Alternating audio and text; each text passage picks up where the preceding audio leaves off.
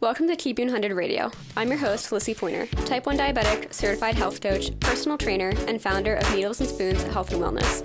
Inside this podcast, you'll find the real and raw conversations around diabetes management, including the lessons that we don't learn in our endo's office, my best tips and trainings, and conversations from the experts that I trust inside the community so that you can create more predictability in your diabetes management and feel empowered while doing so. Let's dive in.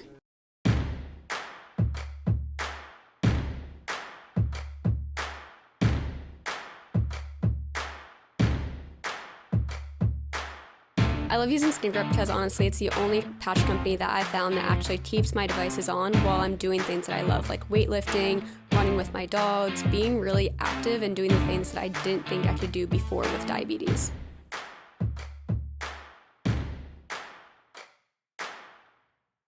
Welcome back to another episode of Keeping It 100 Radio. If you are new to the podcast, my name is Lissie Pointer. I am a certified health coach, certified personal trainer, neurolinguistic programming practitioner, and type 1 diabetic of 9 years. And that whole 9 years is very new.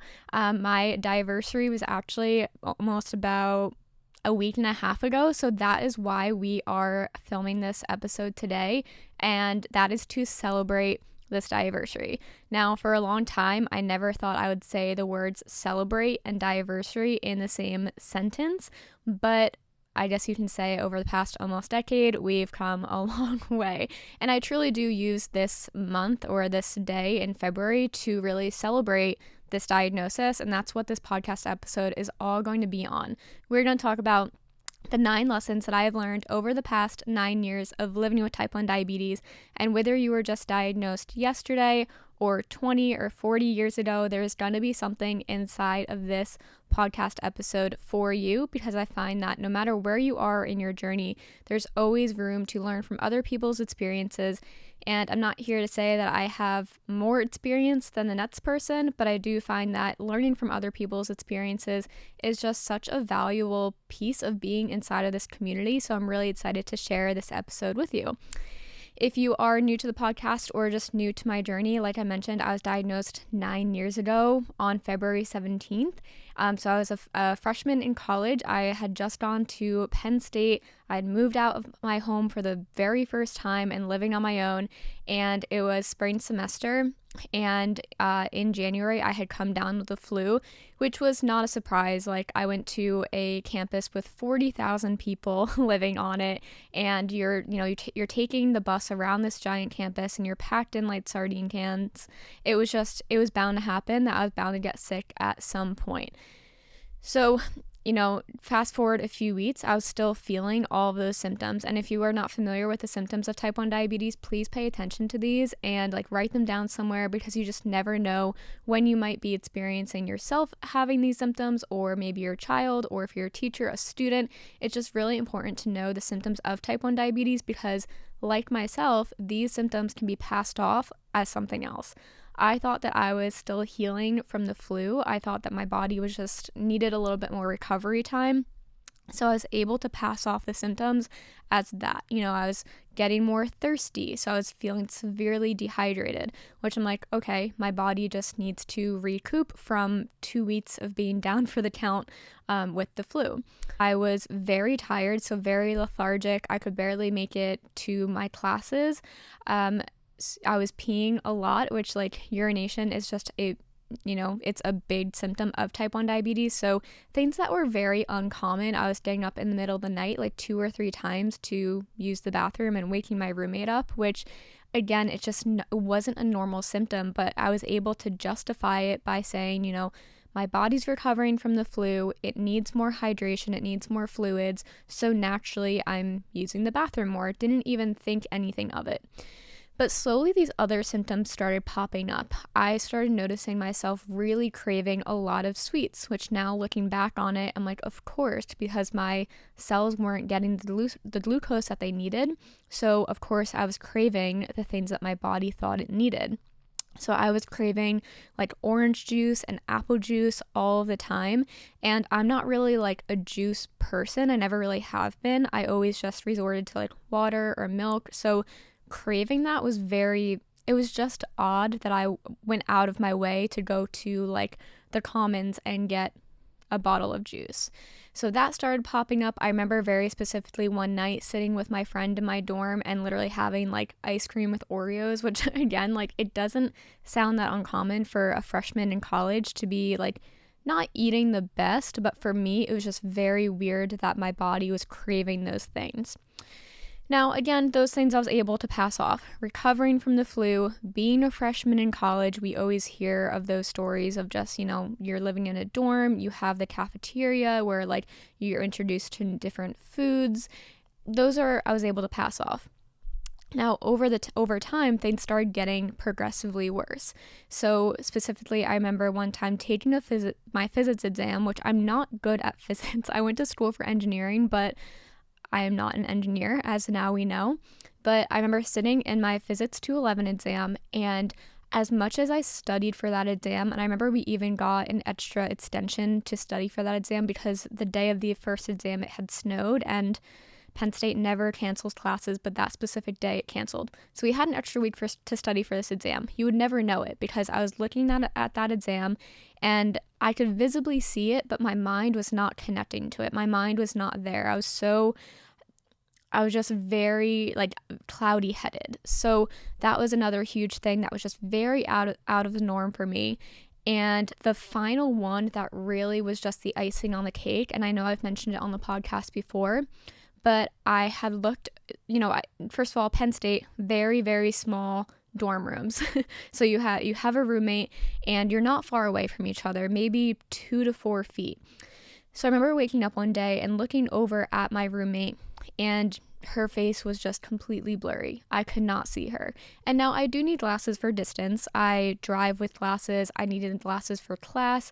But seeing my roommate, 2 to 4 feet away shouldn't have been difficult for me. And that was kind of that big red flag where I was like, something's wrong. And that's kind of what worried me to see a doctor, because of all things, I was like, if this is affecting my vision, I need to get it checked out.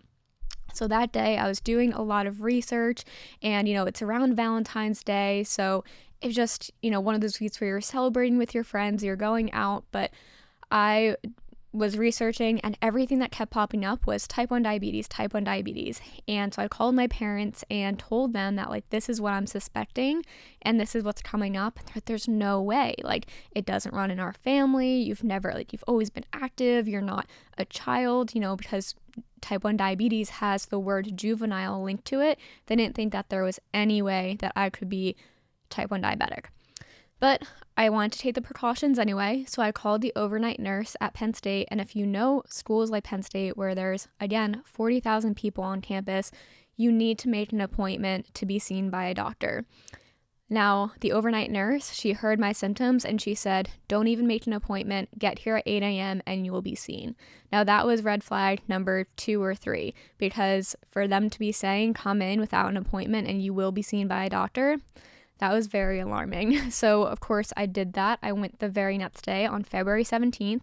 I was seen by a physician assistant. She heard my symptoms, and I'm very, very lucky that she immediately, drew the conclusion to type 1 diabetes, because she took my blood, I peed in her cup, and about 20 minutes later, the nurse was peeking her head in saying positive for ketones. I didn't know what that meant at the time, but she basically was able to draw the conclusion right then and there that I was type 1 diabetic. It really didn't hit me right away. It took until about the next day when I was finally seen by an endocrinologist. And of course, at that time, I had already talked to my whole family. I'm Googling, I'm getting opinions from other people, and I'm bringing all these conclusions to her of like, well, what if I cut wheat out of my diet? I just don't eat carbs. Like, what if I exercise more? Like, can I reverse this? And she just sat and she just looked me in the eye and said, unfortunately, that's not how this works. You're going to be living with this for the rest of your life. And I think that's when it really, really hit, of like the word chronic. That's when it really hit. And I just remember, like, because I went in with so much faith that maybe she was wrong, or maybe I could spark something that she wasn't thinking of yet. And that was the first time I really got to like cry about being diagnosed with something, because I had just gone 19 years with being labeled as healthy and never having to restrict what I ate. So I think just thinking of this, it kind of just hit in that moment. That day, I was introduced to insulin, and we all know how the rest of the story goes. Now, fast forward 4 years, I was also diagnosed that same week, ironically, on February 14th of 2017. So again, fast forward 4 years, that's when I was diagnosed with Crohn's disease as well. I had moved away to Miami after graduation for a job that I had gotten, and, symptoms come and I was diagnosed with Crohn's as well. So this whole week of like February 14th to February 17th, every year is, I don't want to say it's heavy, because again, it's something that I do celebrate because it's an opportunity that I've gotten to take to learn more about my body. But it's always one of those really reflective weeks, because who would have thought that in the same week, 4 years apart, I'd be diagnosed with 2 different autoimmune diseases. So in this episode, I really want to go through, over the past 9 years since that initial diagnosis, what are some things that I've learned and be able to take away and bring into my diagnosis, so now that it is something that I celebrate and something that I'm able to live with instead of just be complacent with. So we're going to start with number 1, and that is lesson number 1, that your body is your own. So when I was first diagnosed, the thing that really, I think, weighed heaviest on me was that my body no longer felt like ownership of myself. It felt like I was just, being told what to do by my doctors. And again, I say this over and over again, but I was a gymnast for 10 years. So the word control was something that I was very familiar with, because that's the entire sport, is to have control over your body. You want to have perfect form and get through the skills perfectly. So being introduced to something where control is very relative, and control was pretty much introduced as something as, if you live by the same routine, you take the same insulin doses every day, and you do everything that your doctor says step by step, then you can have control. I felt like in that moment that my body wasn't mine. It was now something that I had to share along with my doctors, and I had to share along with a diagnosis that I didn't ask for. So I think just in general, when you're diagnosed with any form of autoimmune disease, or maybe it's a mental illness or anything related to that, you feel a loss of your own body and a loss of that control. And I felt it. I felt like I had no control over my blood sugars. I had no control over the things that I had to do to keep my body alive. I had to take the insulin. I had to check my blood sugars. You have no choice over those things. So it was all things that I felt very little control over. And, to their credit, our doctors have to do it this way, right? They tell us what doses to take. They have to teach us to take our insulin. They have to teach us to test our blood sugars, because in a diagnosis like this, it's really the only guidance that they can give us, because it is such a big adjustment. But where I find that people like myself really get stuck was assuming that it had to stay that way. It had to stay that structured, and it had to stay that routine. And over the last 4 years, I've learned that my preferences do matter. It does matter what activities I like to do. It does matter what foods I like to eat, and my social life and the environment that I put my body in. And so over the past 4 years, I've gotten to really learn my own body and my own patterns more than my endocrinologist ever really will. And that in itself has allowed me to feel more ownership and more control over my own body, instead of feeling like I have to give that responsibility to somebody else to be told how to take care of my body. And with that being said, I've gotten to make my diabetes management my own. So I no longer follow a very specific diet that somebody else told me to do. I don't do exercises that somebody else told me to do, or manage my diabetes in a very specific way that my endocrinologist told me. Of course, those opinions are taken into consideration as my doctors and as my physicians, but it's definitely more of a partnership and a collaboration than just being told what to do with my own body. And off of that, going into lesson number 2 is that it's not all about control. It's about ownership.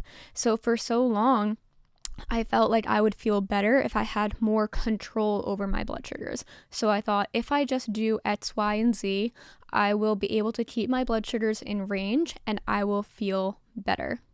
But at the end of the day, I learned that it wasn't really control that I wanted, because at the end of the day, there's only so much control that we can have over our blood sugars. Of course, we can go in and set intention with our doses and really use strategy to our best ability, but at the end of the day, there's only so much that we can control over an organ that doesn't really work anymore, that we're doing the work for. And what I felt was that I really actually just wanted to have ownership. So I wanted to be able to walk into my endocrinologist more confidently. I wanted to feel more confident in my A1C and know what exactly to expect. And I want to feel more confident in general of just living with this diagnosis on that day-to-day basis. And, with that, I've learned that there's only so much that our endocrinologist can do to help us have that ownership. Yes, your endocrinologist can change your basal rate. They can adjust your carb ratios. They can adjust your correction factors and all of the insulin settings. But they are not the ones that are controlling our behaviors. They are not in charge of our habits, and they're not in charge of that emotional connection or emotional relationship that we have to the number. That is all things that we have to have ownership over. And over the years, I've learned how to not control those things, but have ownership over them, so that no matter what the blood sugar says, I know that I have the best intention by having control and having ownership over my own behaviors, emotions, and habits. And when you have that, when you have those things, and you can feel confident in those things, honestly, the blood sugars fall into place. I had so many years where, yes, my blood sugars were in range, or not even my blood sugars weren't in range, my A1C was in range or was low risk, but I still felt like I had no idea what was going on a day-to-day basis. And I felt like everything that I did was very reactive in terms of the numbers. So having ownership over these things and having confidence over the behaviors, habits, and emotions, I feel like the blood sugars have followed, and I can take more of a proactive approach. And that's what leads me into lesson number 3. And that is that reactive behaviors lead to reactive outcomes. And all in all, your headspace matters when making these decisions. So I'm sure that you can relate to this, because I definitely can, but how many times are you walking throughout your day, you see a high blood sugar, you take that rage bolus, or you have the food in front of you and you are just mindlessly taking that bolus or guesstimating the carbs on your plate? It's very common because, one, the longer that you live with diabetes, the quicker that we are to have default behaviors, because we're going through the motions every single day, and the more automated those default behaviors come. So we have these behaviors that are just automatic at that point. And number 2, we have other things to worry about in our day other than diabetes, right? We have our career, we have our relationships, we have our social life, we have our families. There's so many other things that are more top of mind than diabetes. So these behaviors and habits, they're just automatic because they can't be our everything. They can't be top of mind all of the time. But what I've learned is that at the end of the day, the more reactive we are to our decisions, the more that we are putting more energy into our diabetes management. So when we are making quick decisions that don't have much intention into them, we are watching our Dexcom more. We are having less trust in the dose that we just take, and we are not able to stay as present in the moment as we would like to. I remember having a conversation with a client, and she was like, I don't even care what the A1C is. I don't care about the time and range. Yes, of course, those were goals of hers, but she's like, my end goal is that when I sit around the table with my family, I want the conversation to stop being about diabetes. I want to stop hearing the beeping so that my family doesn't have to ask, what's going on with your blood sugars? I want my family to feel more confident in my management, and in turn me feeling more confident in my management, so that the conversation around the dinner table doesn't have to be, hey, how are your blood sugars today? What do you need?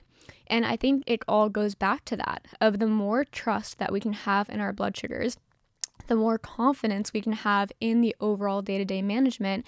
And that all comes from how intentional and how proactive can we be in our day-to-day management.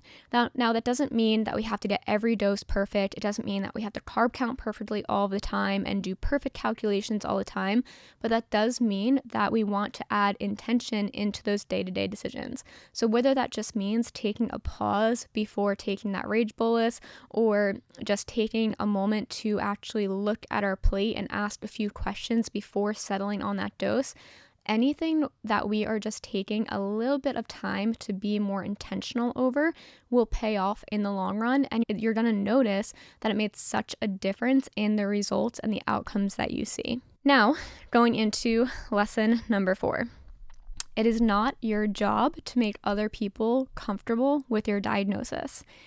This was something that took me a long time to learn because, like I mentioned, I was 19 when I was diagnosed. So I was heavily influenced by my social life, right? Like I had a lot of friends at college. I had just gotten used to like all the people on my floor in my dorm room. I was, going around dating, and it was hard to be labeled as a type 1 diabetic when your social life is so important to you at the time. Of course, it's important at any time in your life, but this was a time where I didn't want to slap a label on myself and say I'm type 1 diabetic when I'm meeting new people or going on dates. This wasn't a time where I wanted to stop what I was doing in the middle of lunch with my friends and have to take an injection. And over the years, I've lost a lot of people because of my diagnosis. And maybe it's not because of my diagnosis, but I've found that it has filtered people out of my life. And now I'm at the point where I'm okay with it, but that doesn't mean that it wasn't painful at the time. But I've had, going on dates where I've said I'm type 1 diabetic, and people might not be okay with that. Or I've had friends where, after college, coming home for the summer, people I knew from high school saying, hey, you're not the same person that you were before you left for high school or for college. You're less spontaneous. You're more careful about things. And that wasn't something that they wanted to reflect in their own lives. And again, in the moment, it may be something that feels like I resent my diagnosis so much because now this is what it's causing. But now I think of it as, it's just a filtration system. The people who are supportive of this diagnosis, they're supportive of my life with diabetes, those are the people who are meant to be there. And at the end of the day, I feel like with or without diabetes, they're meant to be there. And diabetes, again, just acts as that little filtration, that little checkbox of, are they supportive of it? Great. And if they're not, then they weren't meant to be there in the first place. But it's not your job to make other people comfortable with your diagnosis. You did not choose this. The most that you can do is be confident in it and put that first, maybe not first, but make it a part of your life and feel confident in that. And other people who are meant to be there will follow. Now, going into number 5, this is something I also had to learn the hard way, but it's not insulin resistance if you're not giving your body what it needs. So I feel like on social media, we are always fed this information of fix your insulin resistance, increase your insulin sensitivity. And yes, there's definitely a time and a place in that, because when you're living with type 1 diabetes, you can have insulin resistance. And there are habits and behaviors that we can do to combat that, like increasing hydration, adding in fiber, adding in movement, all of those things. But also, it's important to remember that there is not just one dose that you'll have for the rest of your life. There's not just one amount of insulin that your body will always need. And I talk to a lot of people living with type 1 diabetes, and they kind of feel really resentful of their body and kind of judge their body a little bit, because they're like, I used to be able to take this amount of insulin and it was fine, and now it's not working for me. But remember, your body's going through so many different changes from the day that you're diagnosed with or without diabetes. So remember, there are seasonal changes. You are going through hormonal changes. You have activity changes. During pregnancy, your insulin needs can change. There's so many different reasons as to why you may need more insulin, and it's okay to give your body that, and it's okay not to judge it for just needing a little bit more. So I think it's a balance between knowing, okay, at what point maybe is resistance kicking in, but also at what point does my body just need what it needs, and I'm okay giving it that.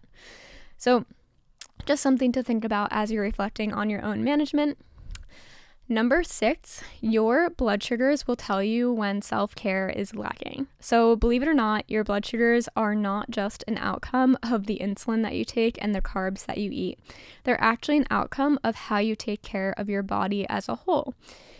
So when your blood sugars are feeling more reactive and maybe you're having more fluctuations overall, or maybe a little bit more insulin resistance is kicking in, this is your sign to ask yourself how you're taking care of your stress management, how you're taking care of your mental health, how you're showing up in your relationships, your environment, all of those things. Because at the end of the day, that's what we're looking at when we're looking at a holistic approach. It's not just about increasing your insulin or eating less carbs. It's about showing up for your body, and you'll usually see the blood sugars come as a result of that. So if you're noticing more fluctuations, this is your sign to just maybe look inward a little bit and ask yourself those questions to see not only can you show up for your blood sugars more, but how can you show up for yourself more? Now, going into number 7. This one definitely took me a while to learn. Your diagnosis will bring you opportunities, but you have to let it. When I was first diagnosed with diabetes, again, 19 years old, at the very beginning of my young adulthood, I thought that everything was on hold. I thought that I would never be able to travel. I thought I would never have a partnership. I thought I would not have to be able to have a family. And I truly thought that everything would just come to a stop. But since being diagnosed, I have been out of the country 4 times. I have lived in 3 different states. I have traveled across the country for 21 days. I've hiked in 8 national parks. I've become self-employed with self-employed insurance, which is a whole nother story. But I always hear people saying like, oh, I would do XYZ if I didn't have to worry about the health insurance. This is just your sign that although it's more expensive, it's definitely doable. So don't put your dreams on hold just because you live with type 1 diabetes. But with that, I've also worked with hundreds of women living with type 1 diabetes, and all that to say, none of that would have happened if I let diabetes limit me, and if I had not let it open myself to these other opportunities. If I had said diabetes is putting my life to a halt and I had stayed true to that belief, of course it would have. I never would have traveled. I never would have found my fiance. I never would have moved away from home for a year. All these different things. So just remember that, like, I know it sounds cheesy to say like the only limit is yourself, but it kind of is. So just remember, like, diabetes doesn't have to stop you from pursuing the things that you want to do. And in another weird full circle moment, I think that the things that you want to do will always kind of catch up with you in one way or another. I don't think I've ever shared this story on the podcast. In college, I went to school for energy engineering.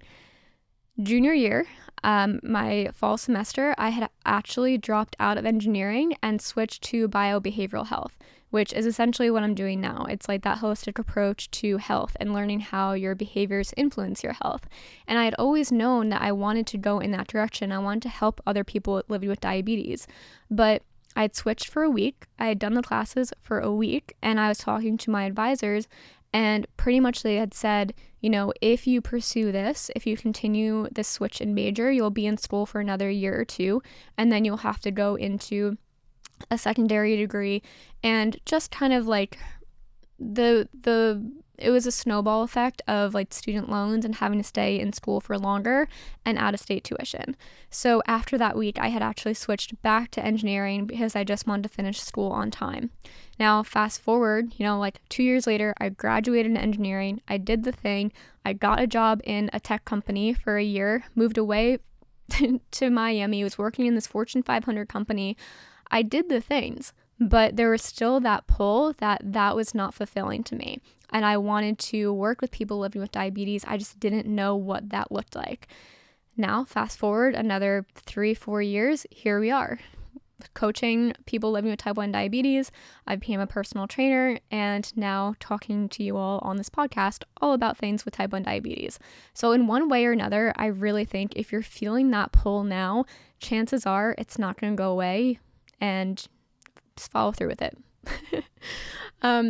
Okay, so number 8. This one is another big conversation. Just because something is normal in the diabetes space doesn't make it healthy. So I get a lot of backlash on social media sometimes because I post a lot about my life as a person living with diabetes that doesn't follow a low-carb diet. In the words of Taylor Swift, "Hi, it's me. I'm the problem. It's me." And in reality, like, that made sense, right? Because from day one that we're diagnosed with diabetes, we're kind of fed this narrative that lower carb intake means less fluctuation in your blood sugars, and that's just the narrative that we carry as people living with diabetes. Nothing else matters. It doesn't matter your hormonal needs. It doesn't matter how much activity that you do in a day. It doesn't matter your preferences. It's just that narrative of you're type 1 diabetic, so that means that you need to eat less carbs.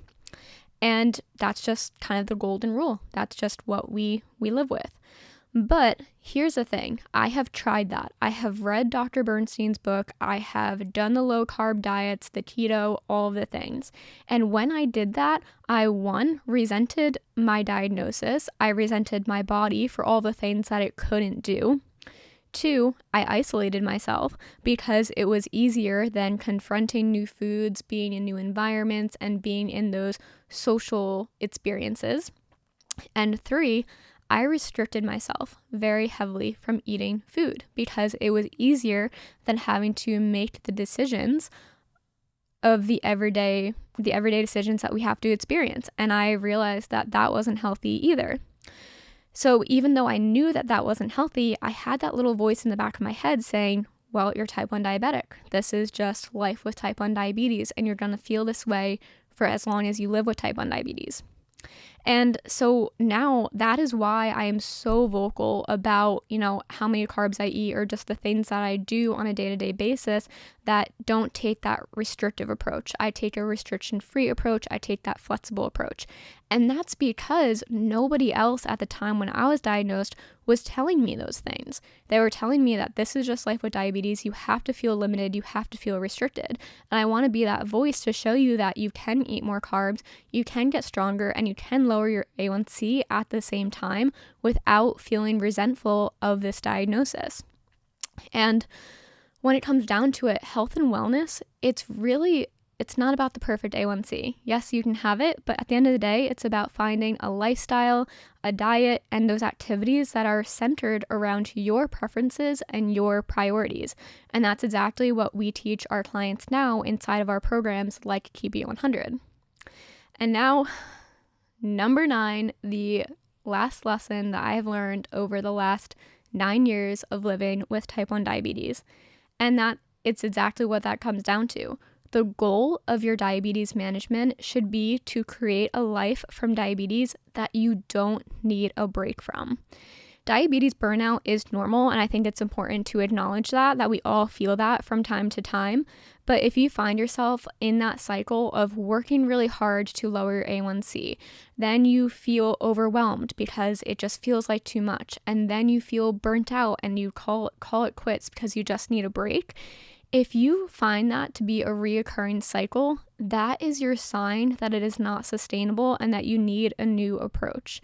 A sustainable management approach means that you have a balance between your blood sugars, between your career, between your relationships and your social life and everything in between. And it also means that you don't have to sacrifice one for the other.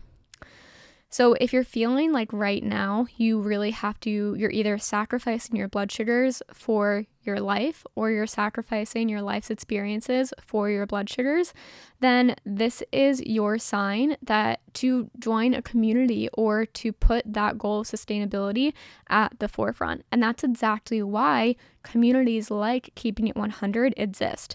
We are here to help you find that balance between the life that you've created for yourself and life with diabetes. So it doesn't feel like one has to be on the back burner for the other. So just a note, we are enrolling for our March cohort. So this is your opportunity to click the link in the show notes. That will allow you to book an enrollment call with me so that we can talk through your management and talk about your next steps to make the next 10 weeks something that transforms your management into a sustainable approach. So I hope that this podcast episode was insightful for you, no matter where you are in your management. I just really think that no matter how many years that you've been living with diabetes, this is a time to sit back and reflect and really think about what the next year means for you. And it's kind of funny, like I posted about my diversity the other day on Instagram, and I always get those comments of like, you don't know enough, like it's only been 9 years, like I've been living with diabetes for 40 years. And just like a pause to say that no matter where you are in your journey, if you have been living with diabetes for 1 year, 6 months, or 40 years, your experience is so valid and it's so needed in the community to share. So never feel like just because I've been living with diabetes for less than a decade that my experience is invalid. Trust me when I say it is so valid, and it's something that we should share more of. So if this podcast episode was insightful for you, I would love if you leave a review on Apple Podcast, Spotify. I don't know if you can leave reviews on Spotify, but leave a review on whatever listening platform that you are listening to. Take a screenshot and go ahead and send that to me at KI100official_. When you send a review of the podcast, Skin Grip and I collaborate because they are the sponsor of this podcast. We collaborate to pick one person every single week to win a free pack of patches. Trust me when I say that their patches are incredible, and they're the only thing that keep my device on for the full 10 days. Wearing mine now. So yeah, go ahead, leave a review on whatever you're listening on, take a screenshot, send it to me, and you can be entered to win a free pack. So thank you so much for joining me on today's episode, and we will see you next week.